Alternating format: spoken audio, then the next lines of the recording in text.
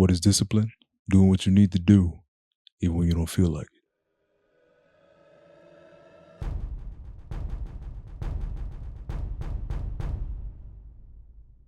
In this video, I'm going to teach you how to be disciplined as a Christian. If you do this, I can guarantee that your discipline will skyrocket. So let's get into it. Number one is prayer and reading the Bible. This one is important as Christians. Picture this. Imagine being able to get up when you set your alarm, or going to the gym when you need to, or eating healthy, reading the Bible when you need to. These are all habits that you can have with self-discipline. See, once you receive the Holy Spirit, you become more like Jesus. And one of the fruits of the Holy Spirit is self-control. We're asking God for help and humility. That's why reading the Bible and prayer is at the top of the list. And once you do this, the next step becomes easier. Number two is reduce social media.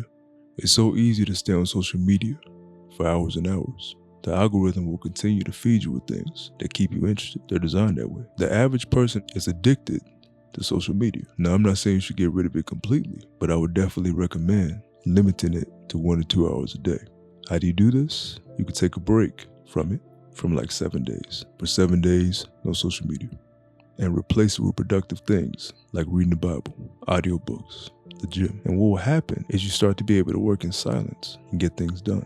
Sometimes just sitting and being bored for a while can help a lot. And once you reduce social media, you'll more easily be able to do the next point, which is number 3.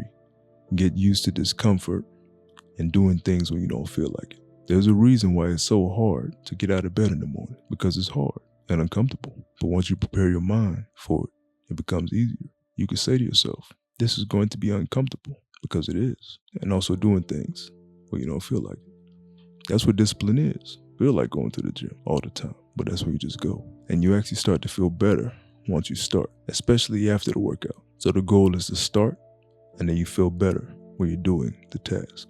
Or getting out of bed early. You feel much better once you do it, and after the task. But what happens when you yield to the pleasure of hitting the snooze button? You feel good for a moment, and then after, you don't feel as good.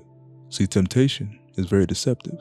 Lust will tell you how you feel better. You'll feel better after. But what happens after? You usually don't feel better. A lot of times, it's the opposite.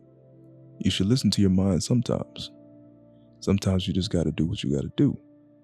Because most of the time, your mind feels a certain way, but that doesn't dictate the action. The action is you should do it anyway, even though you don't feel like it. And then once you do it, you feel much better during the action and after the action. And after doing what you need for a while, you start to build momentum, and it will become easier, and they will become habits. Setting a schedule can help in this area as well.